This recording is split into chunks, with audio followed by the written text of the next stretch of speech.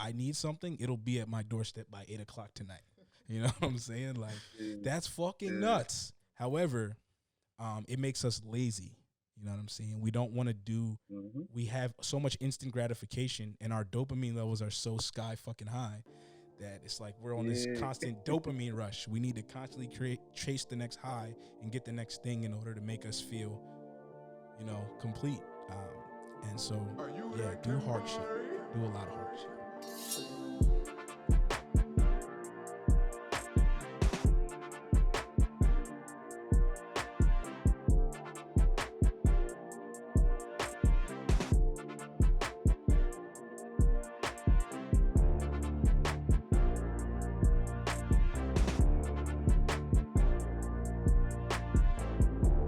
First of all, I love.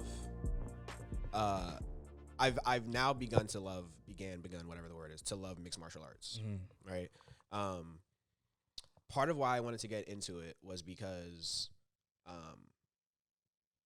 I'm not a physical person. Yeah. I'm not a physical confrontation person. Yeah.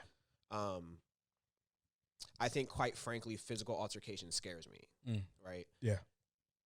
And I don't like having that fear. Yeah. So I was like, I'm going to learn how to do mixed martial arts and not just boxing, because I feel like that's a little more technical. I want to do something that's like can be used and like effective. You feel me? So it became like I started really liking it. You feel what I'm saying? And there are different types of mixed martial arts, as we know. You are particular on Jiu Jitsu. Yeah. You're particular on that. Yeah. I want to talk mentally first. Yeah. About what Jiu Jitsu does for you. Okay. Right. So we talk about the mental work that you do with therapy on yourself. Yeah. Right. There is a similarity, a duality to that, duality to mixed martial arts. Yeah. Right. What kind of mental warfare are you trying to discipline yourself in? What, you know what I mean? Like, talk about the mentalness of it first, because I think that's the most like really rewarding part of it, honestly. Yeah, definitely. Yeah. So for jiu-jitsu, I guess I'll tell you how I got into it first. So with jiu-jitsu, around the time I started getting sober, I started getting really big into UFC. I had a friend, a coworker, Cam Scalio. He's an MMA fighter. He's gonna be on the come up. He's gonna be in the UFC soon. He's a wrestler, a jiu-jitsu MMA guy. So we just started talking about UFC a lot. I started watching the fights almost like anytime they had a big fight, I would watch it. So this is like a every other month basis probably, or every month basis I'm watching the UFC fights. And so around October of last year, 2021, I was like, yo, fuck it. Like, I've been trying to do this for years. He's been trying to get me to do this for years. And then my friend's dad was like, he went to the gym I go to, so I was like, fuck it, I'll go, right? And I didn't really know what it was going to do for me. I just went, and I was like, I need to do something. I'm a fat fuck. I have been getting my weight down. You have. Yeah. You have. Don't take that from yourself. Yeah, I'm not. Yeah, but I was like, I need to do something. I need to move. I'm ADD as fuck. I need to fucking move. So mentally, life slowed down when I started doing jiu-jitsu, because we have what's called randori, and randori is kind of like you're sparring in jiu-jitsu, right?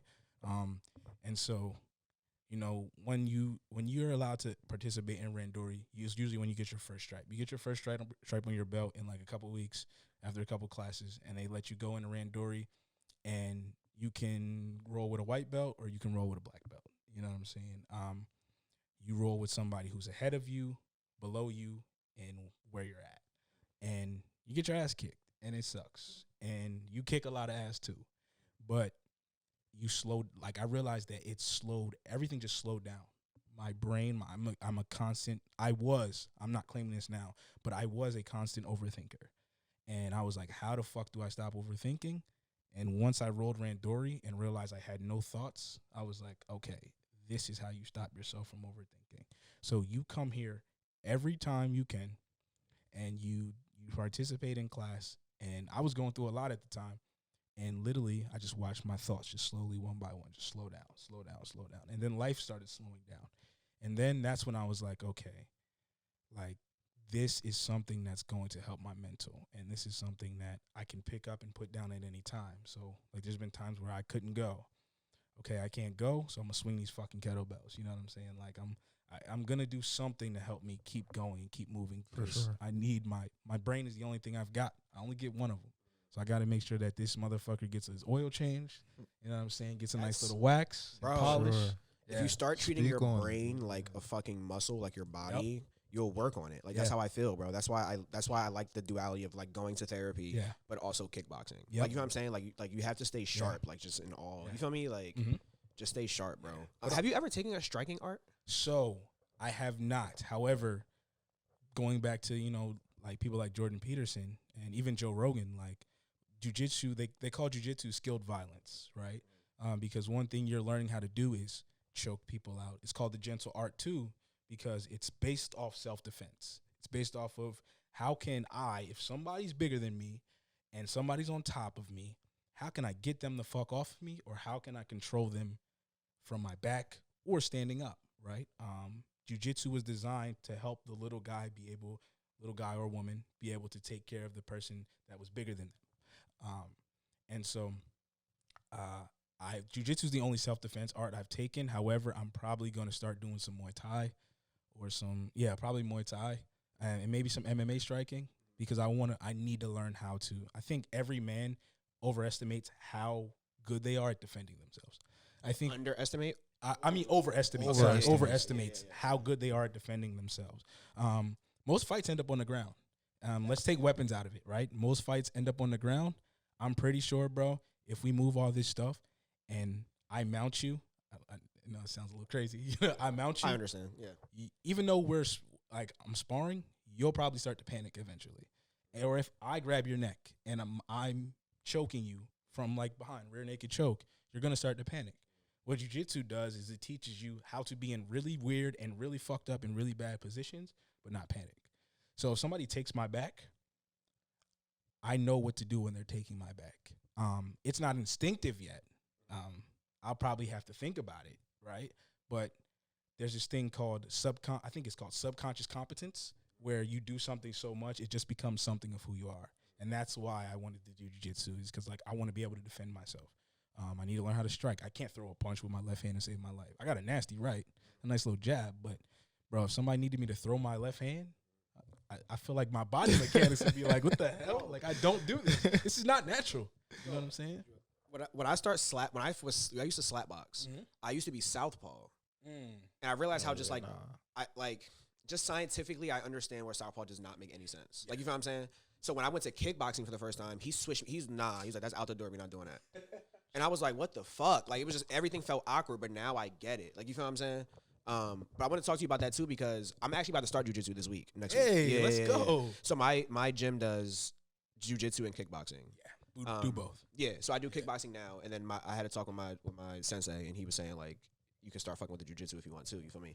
So and the way he was describing it to me was, he was like, the kickboxing is more so to keep them at bay. Yeah. But in the event that it ends up on the ground, which 90% of fights do, Yeah. you also need to know what to do there. You feel what I'm saying? Because your punches are no good when, you feel what I'm saying, he's on top of you. Your kicks are no good when he's on top. You feel what I'm saying? So I'm definitely scared of jiu-jitsu. I feel like I'm more scared of jiu-jitsu than I am kickboxing for some reason. Don't be scared. But no, I mean, that's why I'm doing it, because I'm scared. So like, that's the point. I You like feel that. me? Yeah, You feel I me? like that. But were you always a physical guy? Were you always like, Yes, I was very violent as a kid. were you? Yeah, I was Okay. like, I'd punch holes in the wall. I would fuck shit up.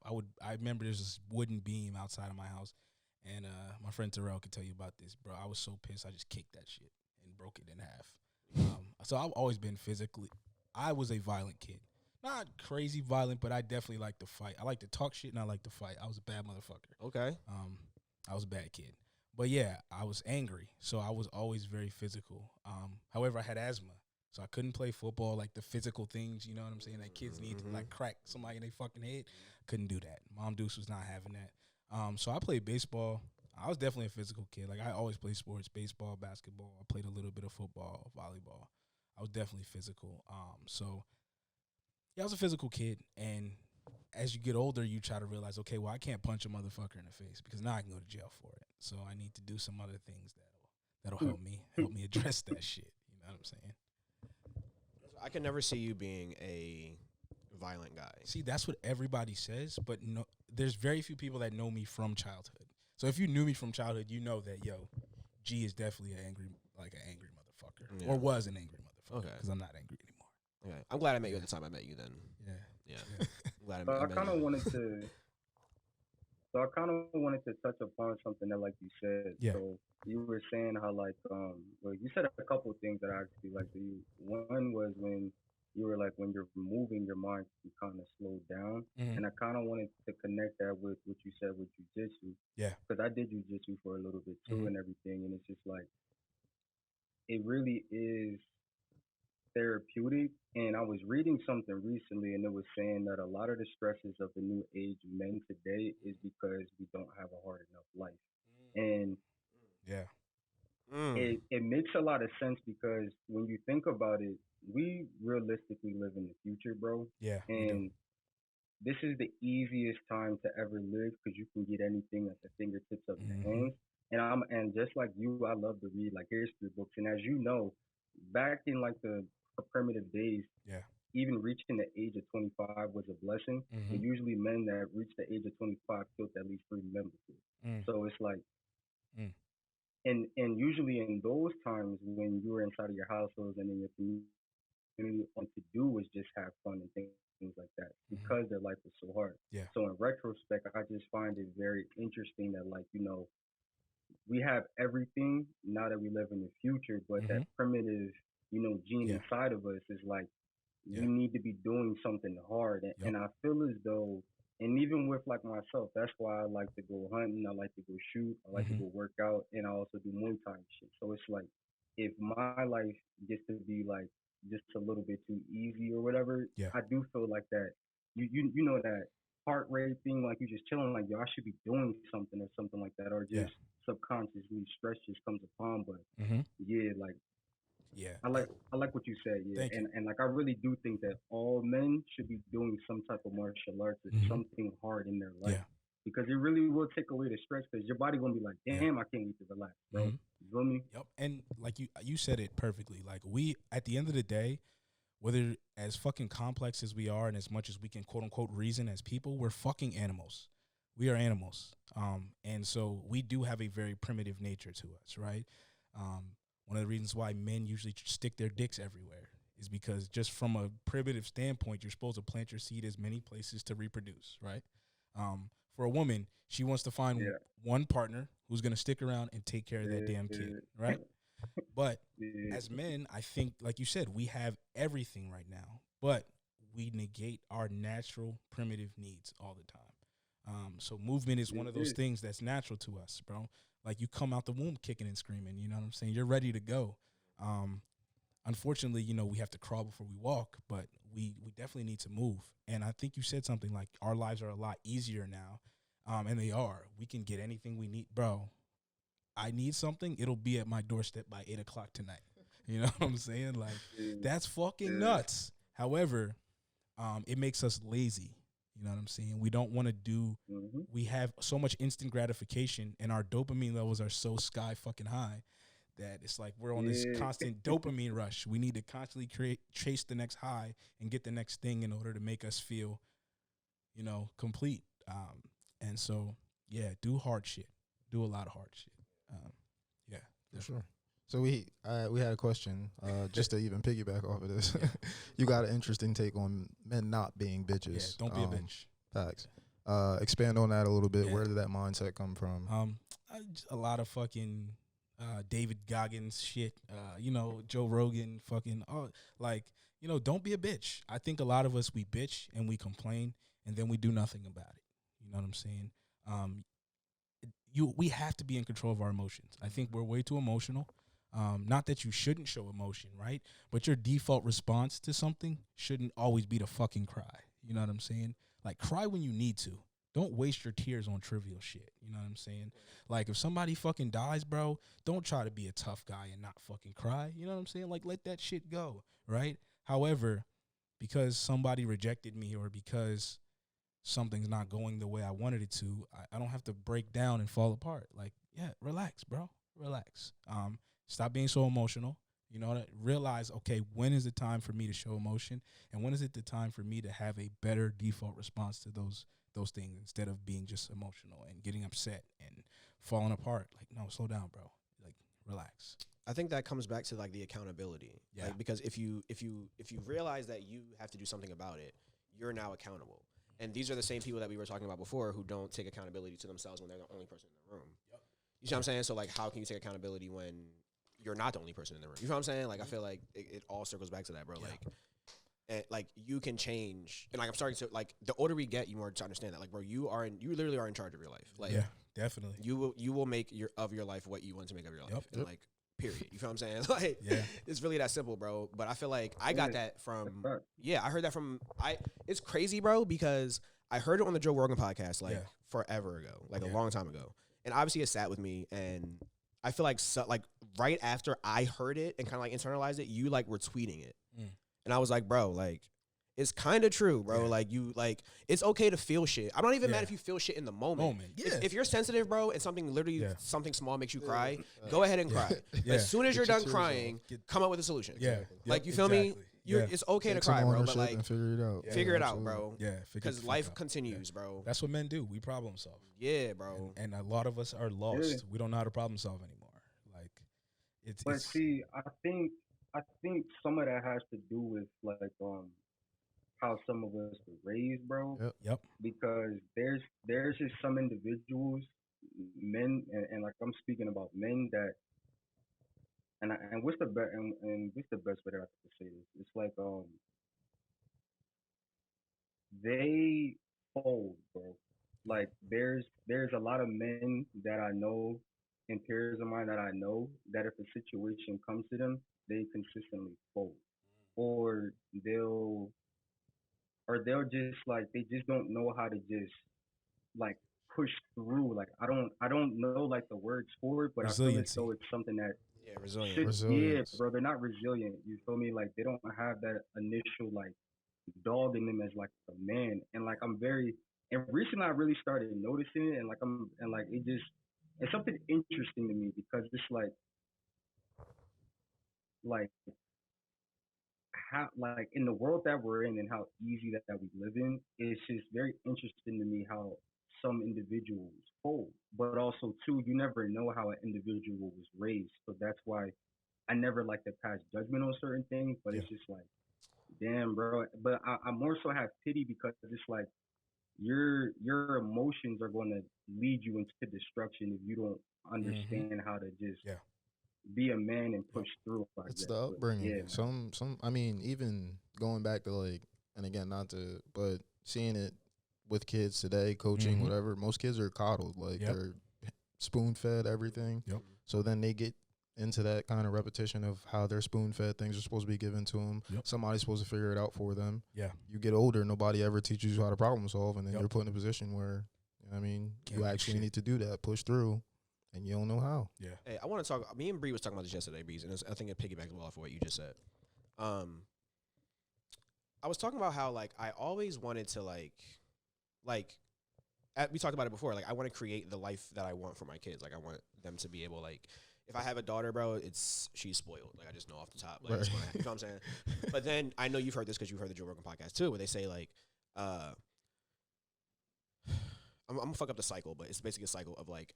Tough men create easy times create weak men create hard times create hard men create easy times, something like that. Like it just goes in a circle, right? Yeah. And it's like, bro, at some point, like something has to happen in your life, I think, personally. Yes. Something has to put you in a sink or swim situation. All right. Particularly for me, I think it was when I got in trouble. Like at school, like that was the sink or swim. It was like free Steve till it's backwards. Yeah, you feel me? You feel me? It was like, all right, like sink or swim. What's next now? You feel what I'm saying?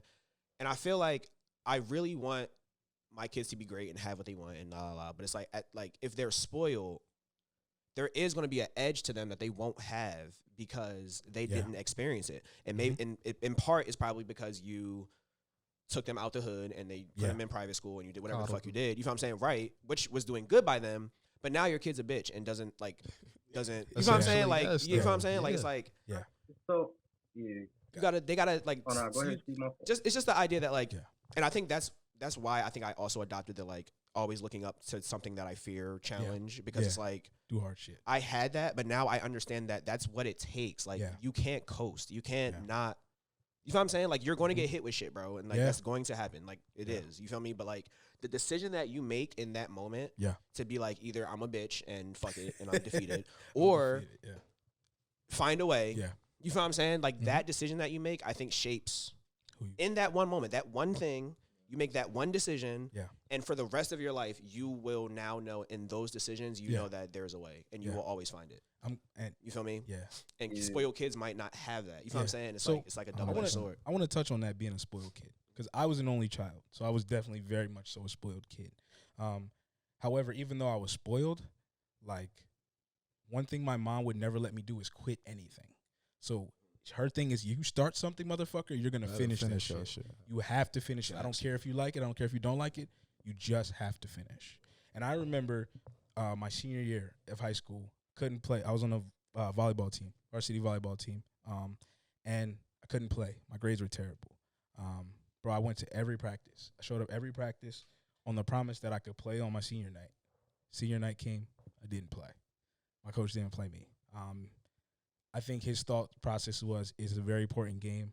G doesn't play in the game, so I don't want to throw him in and then have him mess up. Like he folds. Yeah, he folds, right? However, probably the best thing for him to do was to put me in the game. Fold. Absolutely. You know what I'm saying? Would it have sacrificed us winning? Maybe, right? But however, probably the best thing to do for me would be to just let me fuck up, right? However, I think that was just a testament to my character. It's just like, I'm going to be here although I can't play, right? That sucks. Like, all I can do is practice. That's ass. You know what I'm saying? It's like, I practice to play. So all I can do is practice.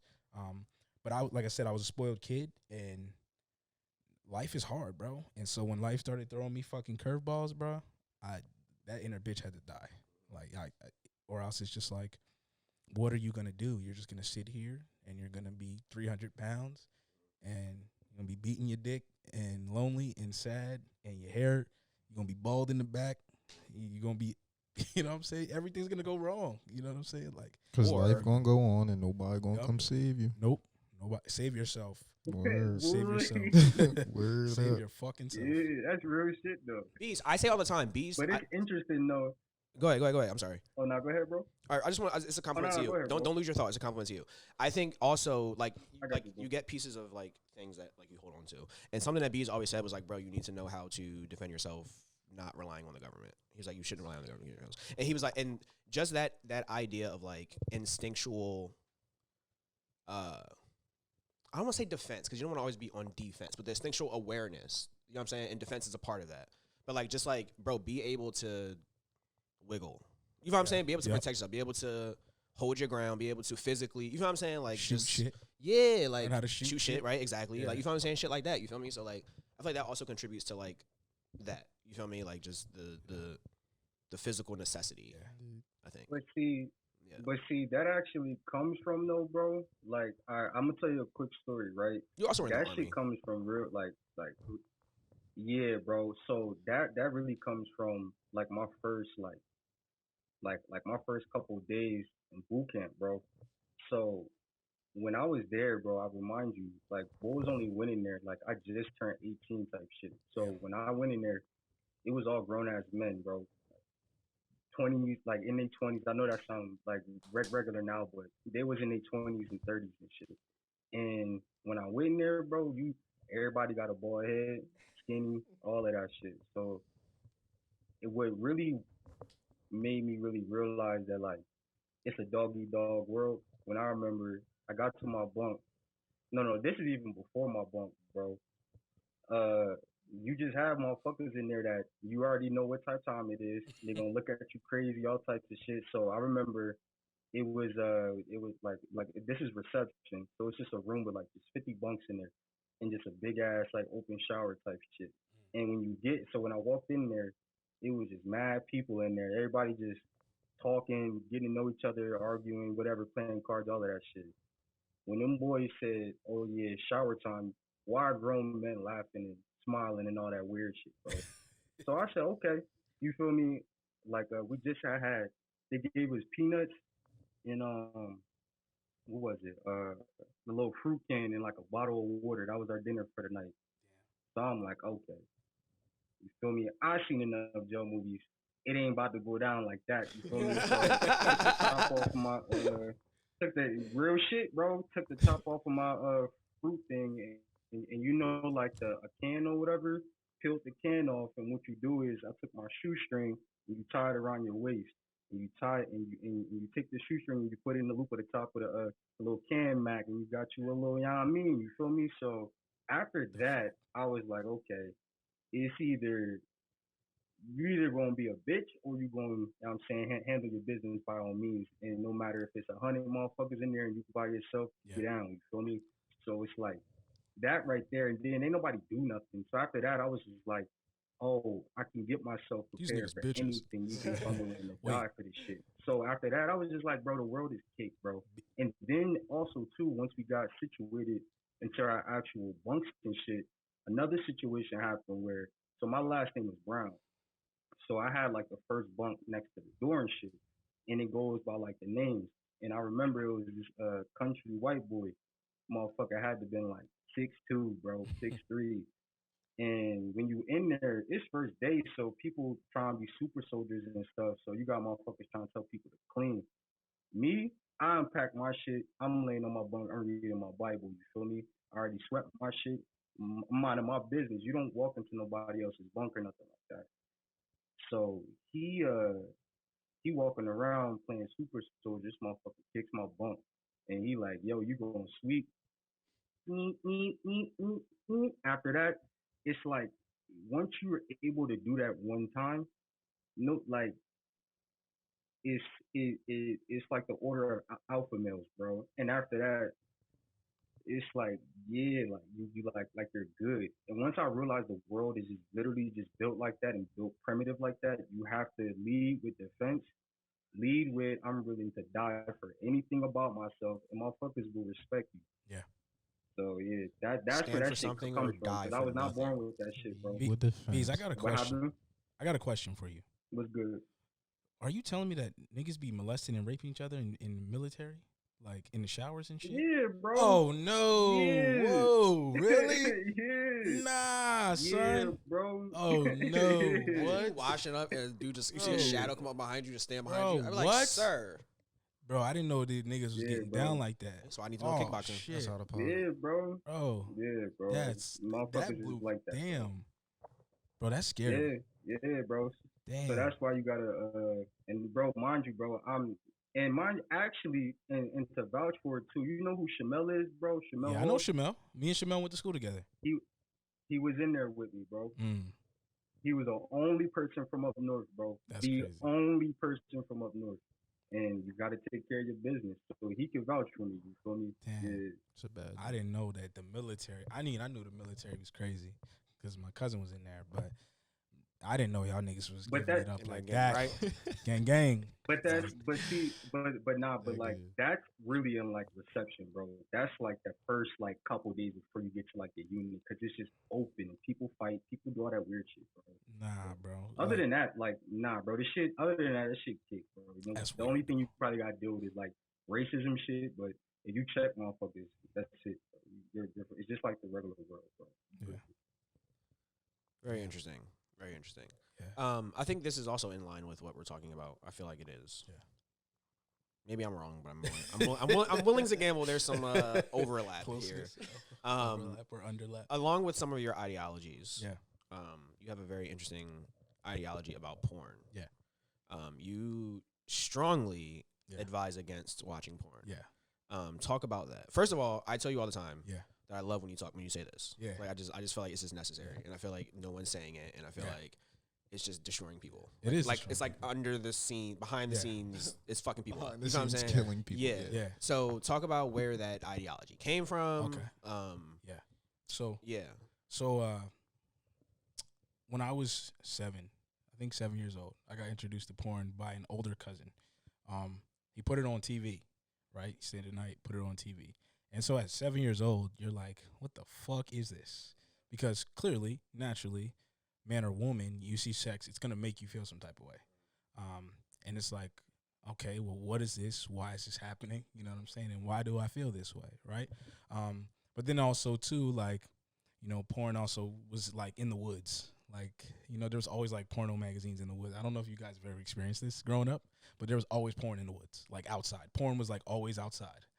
Like, because remember, we didn't have like porn now is, bro, porn now is crazy. Like, you have so much access to it. But like before, it was like magazines or videos. I couldn't have a fucking VHS in the house. You know what I'm saying? Yeah. So porn definitely was like in magazines. And I remember having like little clips of women with the hairy coochie folded up in my like sock drawer and shit.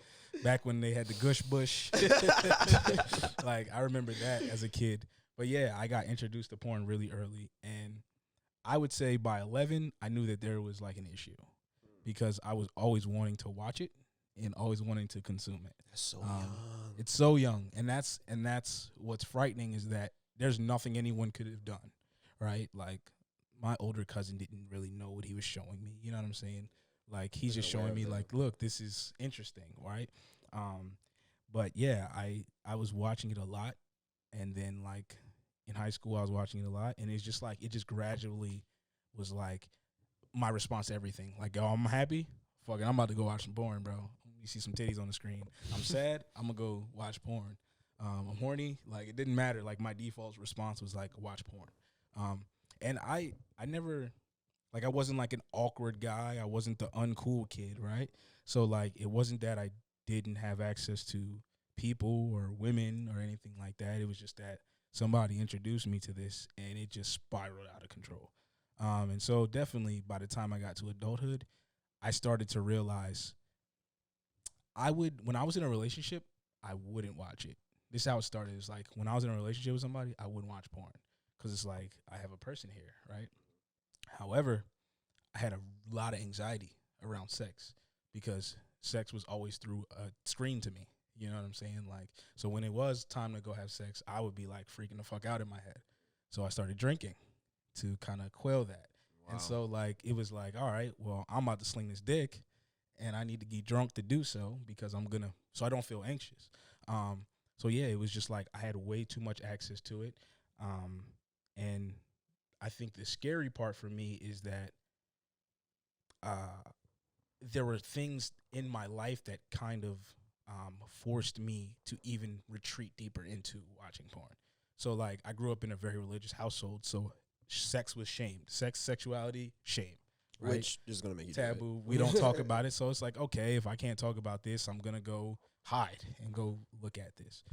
So yeah, there was a moment where my issues with porn just got out of control. I didn't get arrested or anything like that, but it was like, it just ruined my relationships with friends. Like, it dictated my relationships. I didn't really see people as people. Like, I kind of just saw, especially like in like sexual relationships, it's like, yo, this person is just something to use, to be with, right? I didn't see people as people. So it didn't matter what our relationship was. It was kind of hard for me to see like, yo, there's another person with feelings and emotion attached to whatever action we're doing. So be it sexual or not, like, this person has feelings, and you need to understand and see that. And I think it was definitely a point in time where it just dictated my relationships. And it was just like a moment where it came to a head, and I was like, yo, I got to get this under control or I'm going to be locked up. And when I say I'm going to be locked up, it wasn't that I was like watching child porn or anything like that, but it was just like so much, because something of that shit is why people end up getting like balls deep into like devious behavior. Like, they become, let's be honest, they become people who watch child porn or people who are abusive sexually. And it usually, if you look at all these stories, Ted Bundy, another person, like, it all starts with porn. Like, and when I got into my recovery group and all this stuff, and you hear all these different stories, almost everyone's story starts with porn. And it ends very differently for everyone. And there's people who are behind bars for the rest of their lives because of porn. Does it have to do with like fantasy? Something about the fantasy? Like, so I would say there's a fantasy element to it, like, right? you existing somewhere where you can't really exist in real life. You but know what I mean? Peep this. Porn doesn't say no, bro. You know what I'm saying? Like, porn doesn't say no. So like, I can pick 1,000 different scenes to bust a nut to, right? Like, I go watch porn, bro. If I want a Dominican chick that's 6'8" and fucking has a size 4 foot, I can find that. You know what I'm saying? Like, it's like fucking Build-A-Bear. Like, you can just drag and drop and pick whatever you want to watch and come to. but you can't do that with another person, right? So there's definitely like a fantasy element. I think that people also establish like kinks and fetishes that they wouldn't normally because of watching it. And plus, the more porn you watch, and I want you guys to answer this too. The more porn you watch, do you feel like the more different shit you have to watch to get off to? And when I say different, like kind of away from what you normally would go after. I know exactly what you mean. Yeah. You never finish where you start. Nah, you never finish where you start. I know exactly what you mean. Yeah. Yeah. Were you listening to what podcast was I listening to?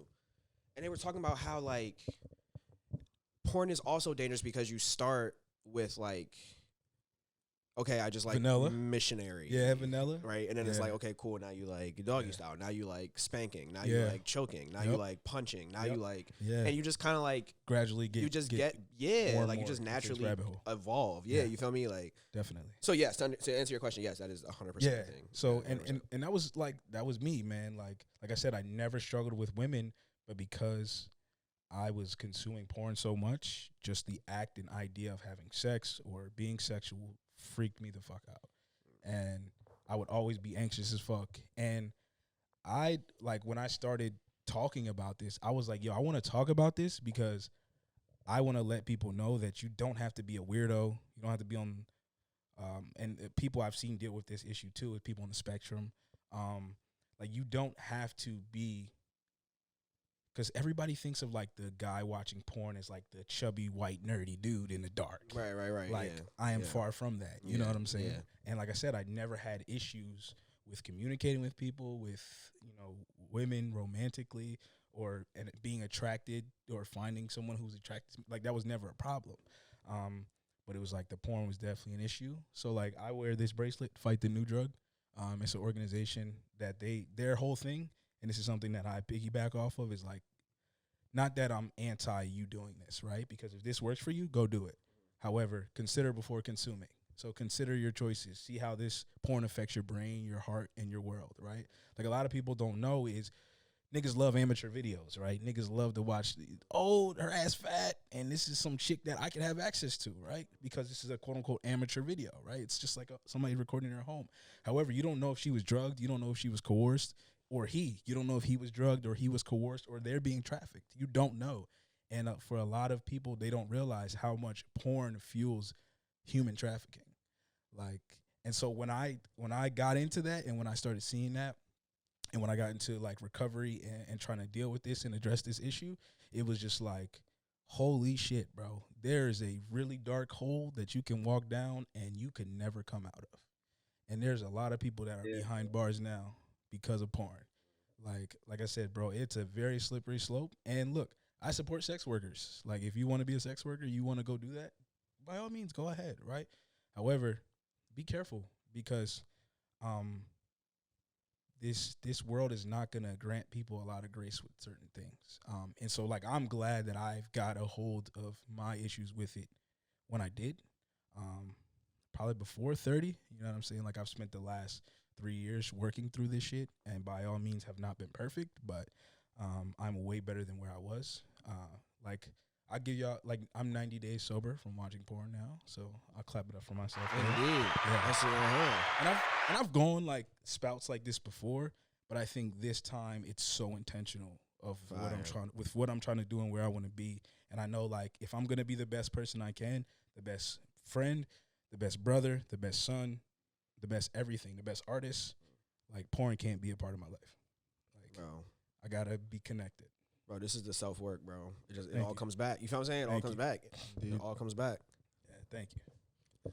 Yeah. So what's your take on sobriety? I know we've touched on it already. So, all right, so for me, porn and other substances kind of went hand in hand, right? So if I was drunk, bro, I'm gonna watch some porn. I'm gonna see some titties. You know what I'm saying? Like, I'm off the Hennessy. You know what I'm saying? That's my drink of choice. But like I said, I had an experience where I had to really look in the mirror. I had to walk away from a relationship that I cared about, and I had to be like, yo, this is a problem. You know what I'm saying? Like, your drinking habits, your porn habits, it's all a problem, and you got to do something about it. So I've been sober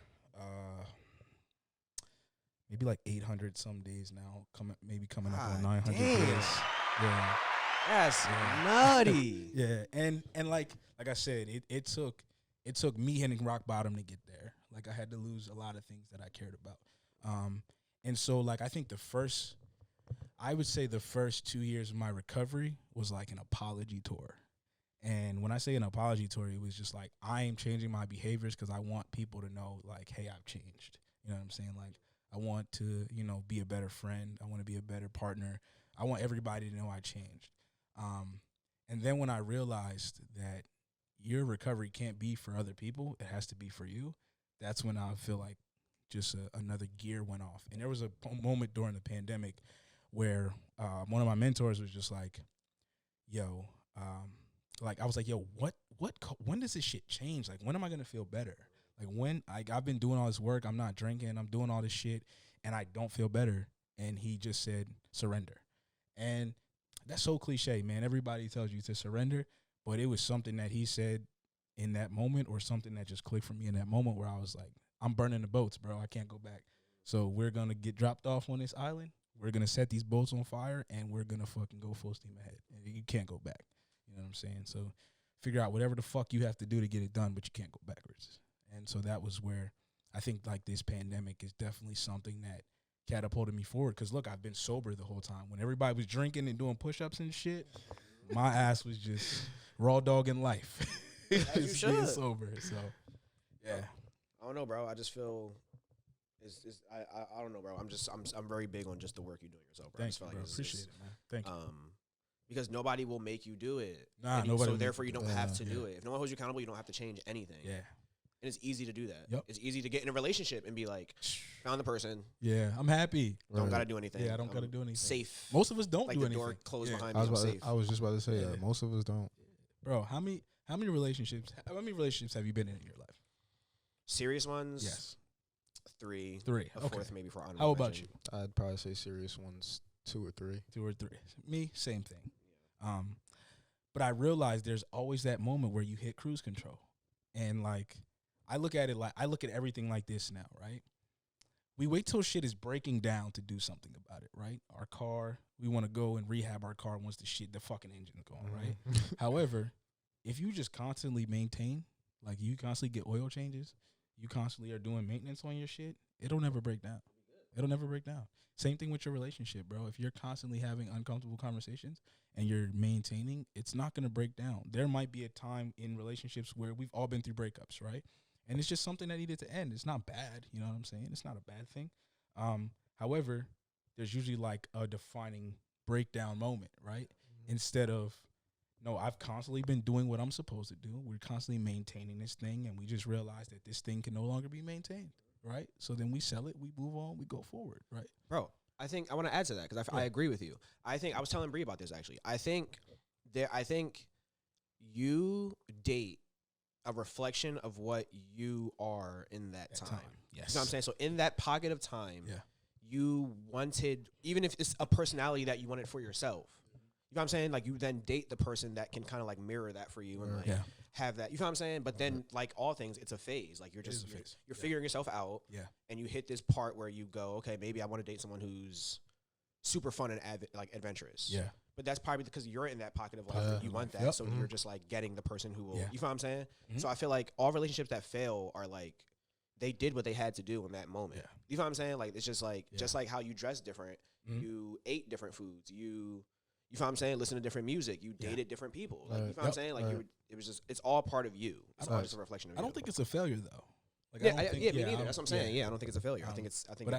Can I tell you something that, and this is me just looking back, and you know, like I said, we talk about, you know, doing the work, right? Being uncomfortable and doing the work. When I look back into like just relationships in general, I think I was so hell bent on maintaining the stereotype of like, you find a good woman, you settle down, you get married, you have a family. I didn't even, bro, I grew up with my mom and my aunt, you know what I'm saying? So I didn't see the traditional thing necessarily in my home, but I have uncles who've been married for 30 years. I had 2 uncles whose wives were in wheelchairs most of my life before they passed, and those men took care of them every day. And so, like, I've seen, you know, that traditional bond strong man. Like I got my wife, and you know what I'm saying, all that. But I think once I realized that, you know, that is not necessarily what your relationship is gonna look like. Like that's okay. And I think a lot of us are caught up in that traditional is like, let me find my woman and we'll be miserable. You know what I'm saying? We're willing to be miserable in order to maintain some of these things that we were taught as far as like relationship wise goes as kids. Sorry, we got distracted. We just on protecting you, just make sure we were good for time. Yeah. Bro, listen, man. I just feel like I'm very excited to see where you go. Yeah. You know what I'm saying? Because I feel like you're also someone who like you're inspiration to people who also want to do things like you. You know what I'm saying? Like you're inspiration to people who want to try these new things. You know what I'm saying? Yeah. They're kind of looking at you go through these different and even things I learned about you today. It's like, bro, you really are putting in work behind the scenes to yourself, and it's like that's the most important thing. Like you feel what I'm saying? Like it's just like in a world full of people who are just worried about other people and who are like judgmental and who are like just not willing to change and they're stubborn and like, you know what I'm saying? Like it's just good to have. It's refreshing, I'll say, to have people who are just doing things that you look at and you're like, it forces you to wonder, why are they doing that? Yeah. That's obviously something for themselves. That's something that I need to do. Is that something that like, you know what I'm saying? It forces you to have that conversation with yourself. You know what I'm saying? So, bro, I'm just, I don't know, I admire what you do, bro. I say that all the time, but like, I truly is special, bro. Thank you. It's truly special. I want to switch gears though, out of praising you. Yeah. Like we've done that enough. You're not that fire. Gotta keep you humble. We had a conversation to lighten the mood, I guess. We had a conversation on air that we had to stop. Yeah.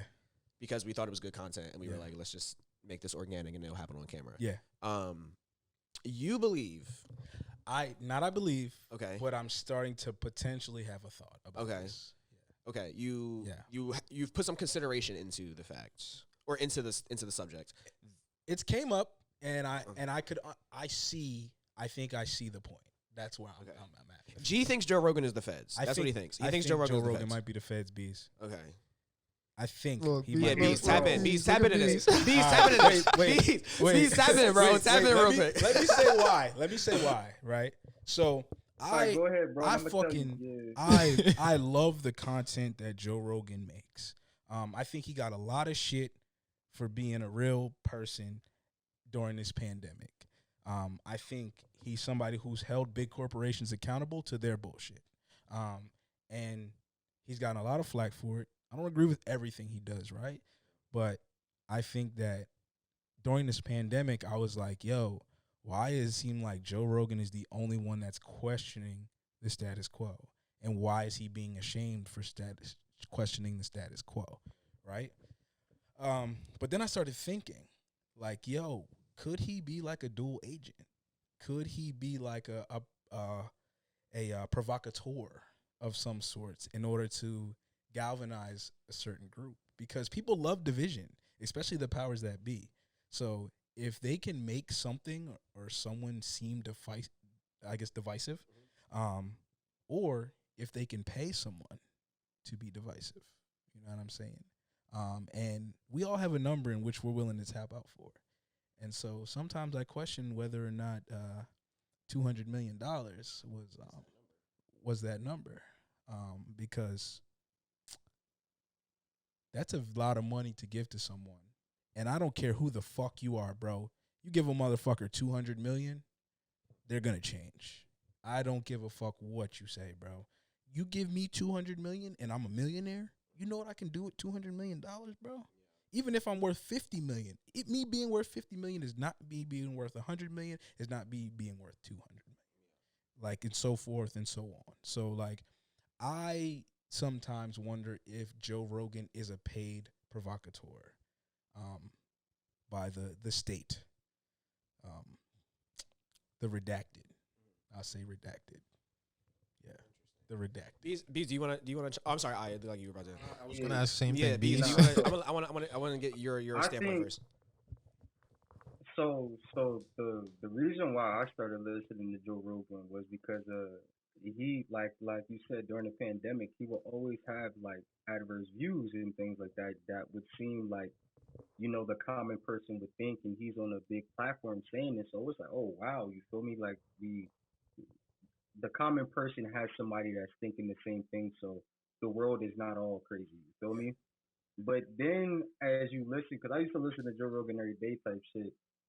Once I started peeping that he was getting like big type shit, I did start to see like certain topics he would not necessarily like stop talking about, but he would watch what he would say.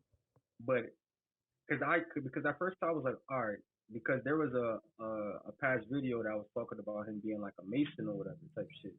So I was like, okay, that could be kind of like true type shit because he has a big platform, and to control the masses you have to have a focused voice or whatever. Yeah. But then I kind of retracted that because everything that was happening with the COVID shit. I think high key, the feds want to kill his ass, bro. I think real, about that too. Because as you can see, for example, like with Russia, for example, right? Or any type of like leader, because you're a historian, right? So any king, the one area where he knows he can't control is civil unrest. Yeah. You feel me? Because once you have civil unrest and the masses of people are against you, they're going to come and kill you and rethrone you or whatever, right? And I think Joe Rogan, what he's actually doing is causing mass divide of the people with the whole COVID shit. So I personally don't think the feds want that shit to happen because civil unrest is uncontrollable. There's literally nothing you really can do about that besides trying to forcefully stop the people, and that's just going to make you look even worse. Yeah. So I don't know, bro. I think if Joe Rogan keeps that, his ass is going to die soon, bro. I think about that too. I was gonna say I think I agree with Bees. I don't think he's the feds. So I think he works against the feds. Mm-hmm. I think they definitely have probably had conversations with him. Oh, of course, just the amount of power that he has. Yeah.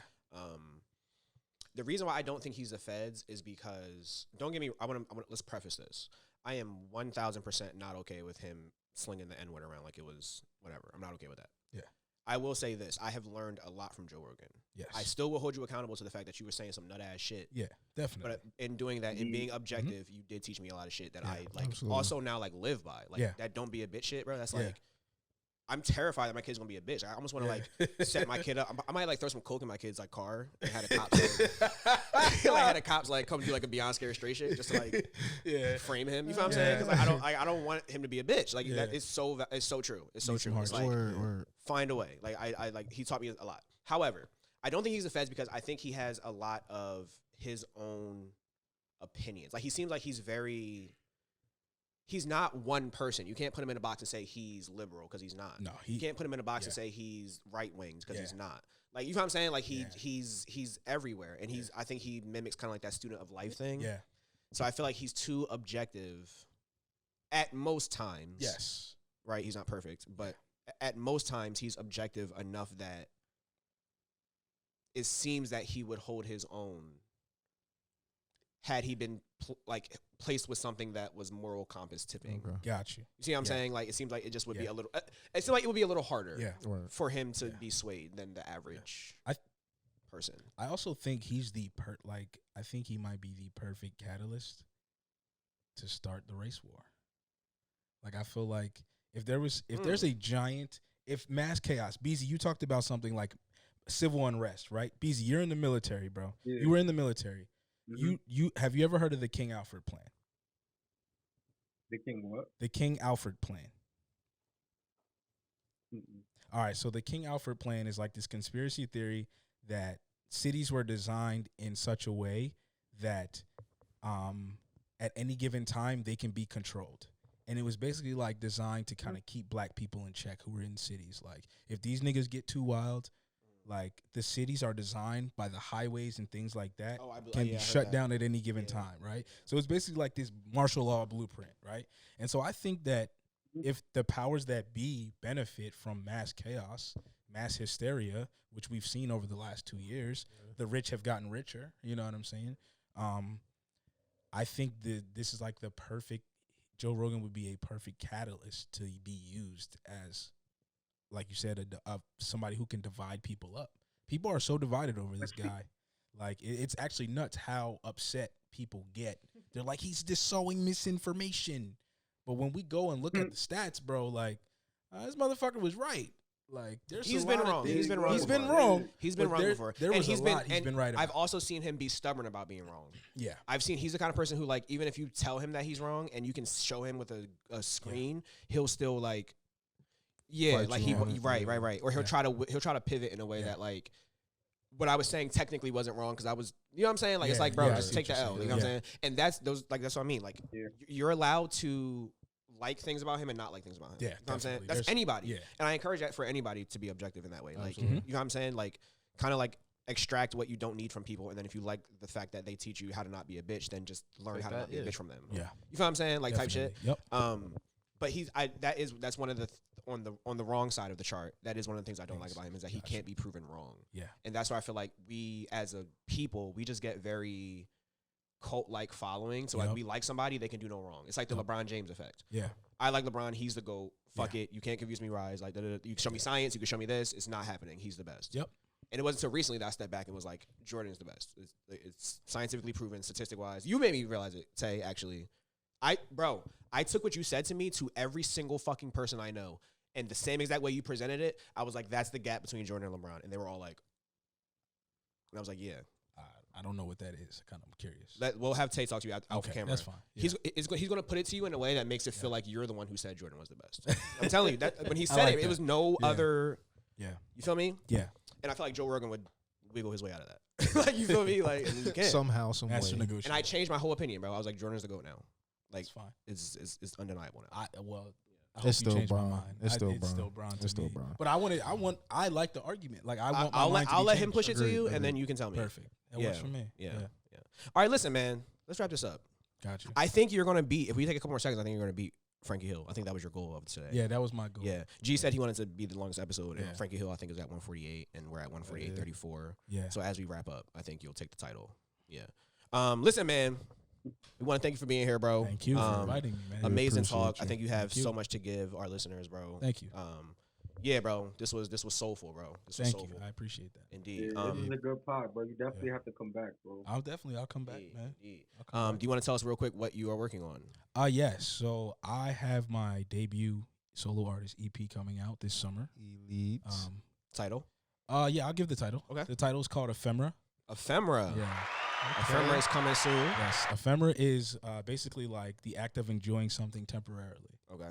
So the reason why I titled it that is because I want people to enjoy this, because it's no longer who I am. You know what I'm saying? And so like I want people to enjoy this. Because I'm changing. I'm constantly evolving. So beautiful. Yeah. Enjoy this for now because I got more to. Beautiful. Other projects in the work as well.